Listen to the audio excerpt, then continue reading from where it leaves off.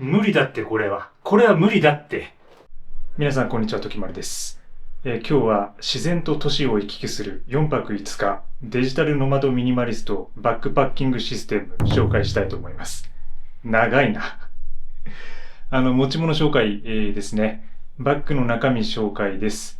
結構久しぶりですね。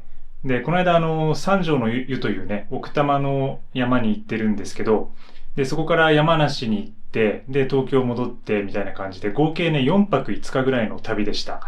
で、4泊5日の旅で、山旅含めて、テント泊含めて持っていったものを、今回紹介します。で、タイトルにあるように、自然と都市をちょっと行き来するというか、両方で暮らすみたいなテーマですね。なので、普通山に入るときに持っていかないものがたくさん入ってます。PC とか。だいぶ重いんですよ、これが。で、今回パックウェイトが、10キロぐらいでしたね、トータル。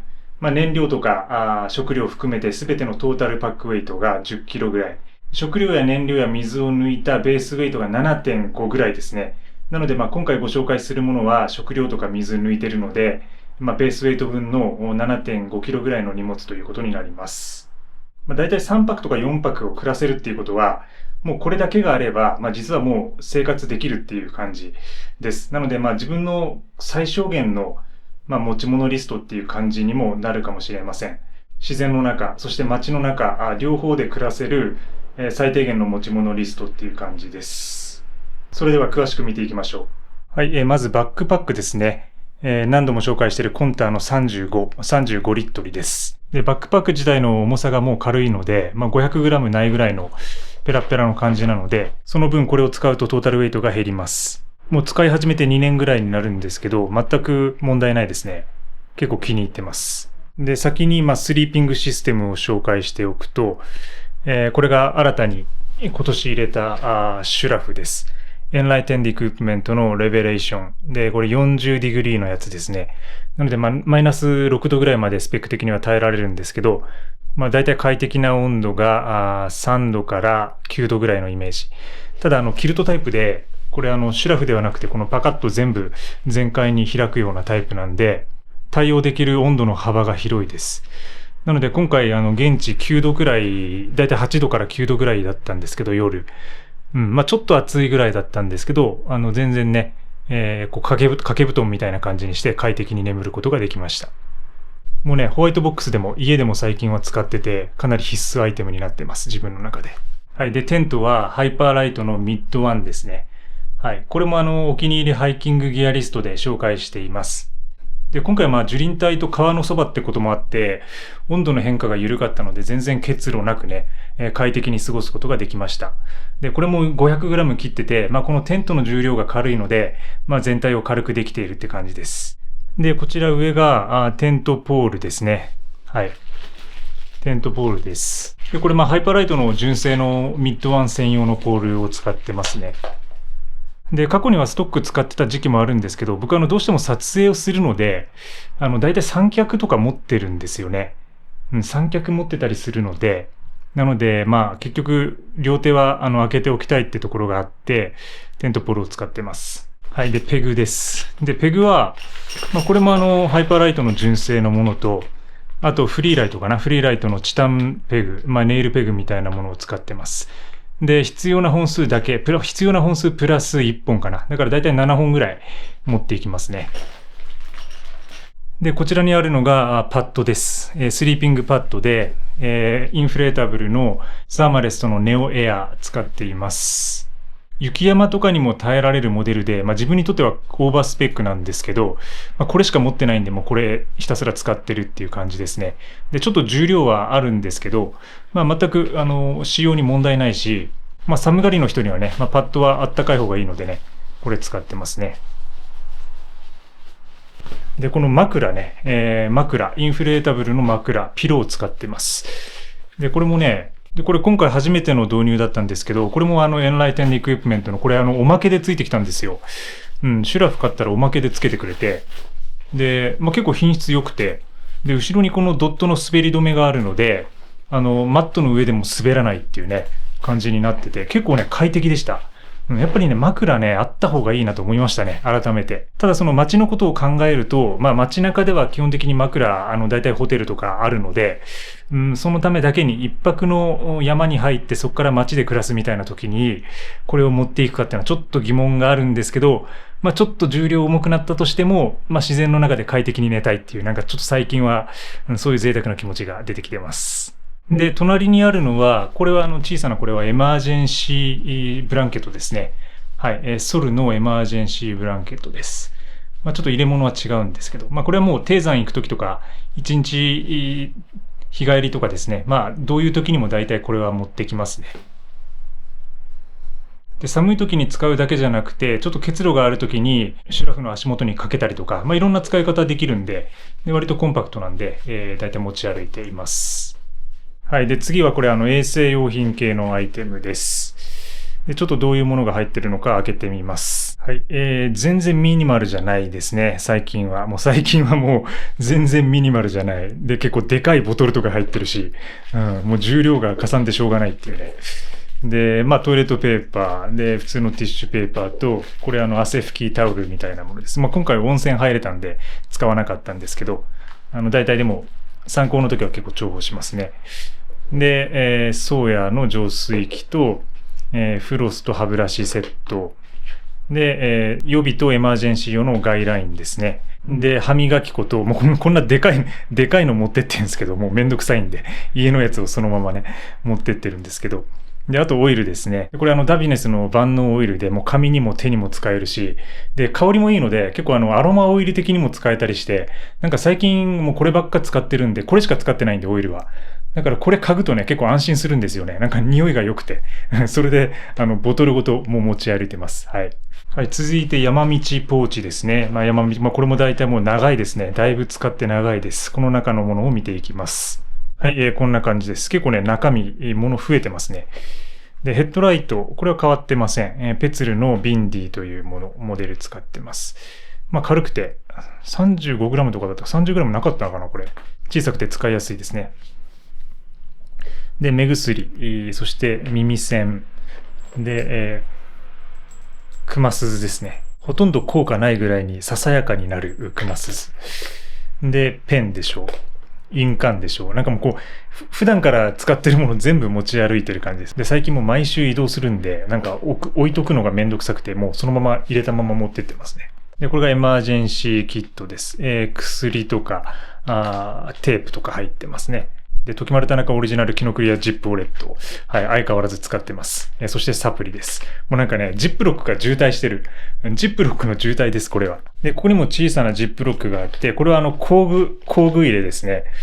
ちょっと三脚の紹介忘れてたんですけど、三脚持ってってたりとかするので、あとはスリーピング用のマットレスがパンクした時用の修理テープとか、そういうものを入れていってます。ある意味、エマージェンシーの同じ類って感じですね。はい、続いてクッカーシステムです。クッカーは、これも変わってません。エヴァニューの 400FD です。で、これ家で使っている唯一のクッカーっていうか、ポットって感じですね。で、中には、ルーのデザートフォークと、ライターと、プリムスのバーナーですね。プリムスのバーナーで、一番小さなモデルです。で、軽くするにはこの袋とか外した方がいいんですけど、僕はこの中で結構ガタガタ音がするのが嫌なので、ガタガタ音が鳴るのを防ぐためにこの袋に入れてってます。なんか、お菓子入れたりとかね、いろいろ方法はティッシュ入れたりとかあるんですけど、これで、音が鳴らないので、鳴らずに持ち運べるんで、ちゃんと収めれば鳴らずに持ち運べるので、こういう感じで持ち運んでいます。このポーチはマウンテンローレルデザインのポーチなんですけど、DCF ポーチですね。DCF 素材で作られていて、で、電子系のアイテムを入れています。最近はこんな感じですね。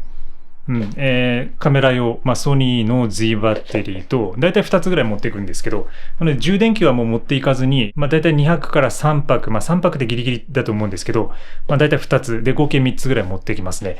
で、充電器はもうその分持っていかないっていう感じです。で、これはちょっとシール貼っちゃってるんですけど、アンカーのモバイルバッテリー。で、1万ミリアンペアだったかな、確か。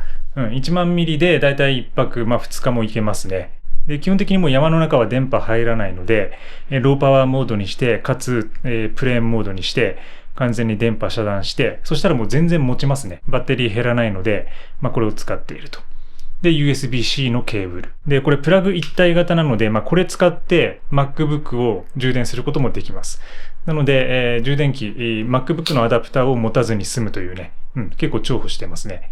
で、これケーブルもついてて、実は、この USB-C のケーブルついてるんで、同時にカメラ充電しながら、スマホを充電するとか、そういう使い方も、このケーブル1本あればできるので、これだけで電子系はいっています。続いて MacBook Pro の13インチ。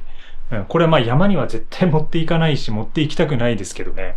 ただ山の前にどこかで一泊してからそこから登るとか、あとは今回みたいに登ってからその後降りて、で、都市で散泊するみたいな時は、どうしても作業時間とか、その間仕事したりもするので、持っていくことになります。重さがだいたい 1.4 キロぐらいあるんで、こいつのせいでね、だいぶ重量がかさんでしまうんですけど、トレーニングだと思って耐えています。で、残すところ、ここにあるのが衣類ですね。この衣類の数は、だいたい僕はもう、拍数が多くなっても少なくなってもそんなにもう変わらないですね。だいたいこのようなラインナップです。で、アウターが2つ。で、まずこれがパタゴニアのナノパフですね。はい。防寒着になります。で、テント場で着たりとか、夜寒すぎる時に着込んで、シュラフに潜り込んだりとか、そういう時に使います。で、この丸めてるのはヒアネスの NU ジャケットですね。レインジャケットです。で、このチャンネル見てくださってる方はもう何度か紹介してるんで、わかると思うんですけど、レインウェアですね。レインウェアなんだけど、普通にジャケットとしても着れるみたいな感じで、防水性はかなり完璧で、ただ、内側からの抜けが若干弱いので、これ着ながら行動し続けるみたいなことはちょっと、この気温じゃ、9月、10月とかじゃちょっと暑いかなって感じはするんですけど、でも全然ね、山でも耐えられるようなものになっています。もう結構長く山でも使ってますけど、全く問題ないですね。で、こちらに入ってるのは T シャツ系で、今着てるのの、同じものですね。はい、ヒアネスのドライウール T、そして、アンダーウェアです。モンベルのアンダーウェア。で、もう一着しか替えは持っていきません。なので、今着てるやつをちょっと洗って干してみたいなことを、繰り返さなければいけないんですけど、その分ね、もう衣類をこれだけにして、重量、そして容積を減らしているって感じです。で、それができるのはやっぱり素材感だと思ってますね。このヒガネスのドライウール T はウールとポリの混合で、匂わない、ウールの特性、も兼ねながら、そして耐久性と乾きやすさみたいなのもあるので、山とか旅行とか、そういうアクティビティにはかなり向いてるし、少ない衣類の容量で、3、4日ね、旅するみたいな時にはすごく向いている衣類だと思います。で、僕はこれしか持ってないので、もうこれを街中でも着るし、山の中でもベースレイヤーとして使っているって感じですね。はい。で、ちょっと最初の画角に入ってなかった、忘れてたんですけど、これが三脚です。で、三脚も持ってってます。で、ジッツォのトラベラーですね。トラベラーの一番小さなタイプですね、これね。ちょっと型番忘れちゃったんですけど、3段タイプの、折りたためる、かなりコンパクトなサイズになってます。MacBook と比べても、もう MacBook と同じくらいの、MacBook よりちょっと大きいくらいのね、サイズ感だと思えば、かなり小さいかなと思いますね。ただね、重さは結構あって、雲台付きで 1.45 くらいかな。1.45 キロぐらいあるんで、重量は若干あるんですけど、その分耐久性が良くてね、で、質感もいいので、もう気に入って、僕はこればっかり使っています。で、過去にもっとコンパクトな三脚とか、アルミでもうちょっと小さくなるようなものを使ってたんですけど、結局ね、これに戻ってきましたね。だからもう実のこのトラベラーもこれまでに何本買ってるかわかんないんですけど、多分3回ぐらい買い直してると思うんですけど、もうね、これだけを、ちょっと重さはあるんですけど、もう使っていくっていう感じです。で、一番最初に話した、ベースウェイトにこれも含めた数字ですね。これを含めて、7.5 から8キロぐらいがトータルの重量になります。はい。ということで、今回は都市と自然を行き来する4泊5日のミニマリストノマドバックパッキングシステムということで紹介してきました。で、私の全持ち物はコアメンバーシップの方で写真と解説付きで全て紹介してますので、ぜひチェックしてみてください。で、最近新しいポッドキャストを始めました。で、YouTube とか自分のこういう制作の裏側みたいなものを、静かにポツポツと語るような番組です。そちらも概要欄からぜひチェックしてみてください。で、毎週土曜日には私の近況報告とか、ジャーナルとか、こういうハイキングのログを書いたレターを発行してますので、そちら無料で登録できますので、ぜひ登録してみてください。この後実はまた旅に出ますので、これからパッキングしていきたいと思います。今日も最後までご視聴いただきありがとうございます。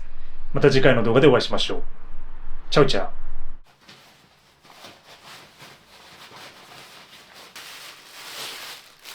ポリクロの紹介忘れてた。グラウンドシートをポリクロに変えてからものすごく軽いです。タイベックからポリクロに変えました。めちゃくちゃ軽い。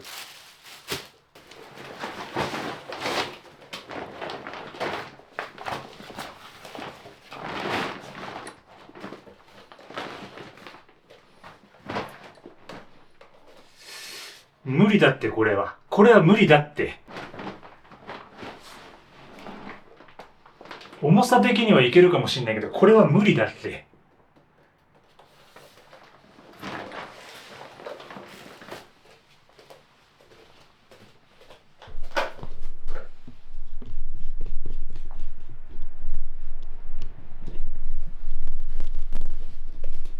全然ワンバックじゃねえって。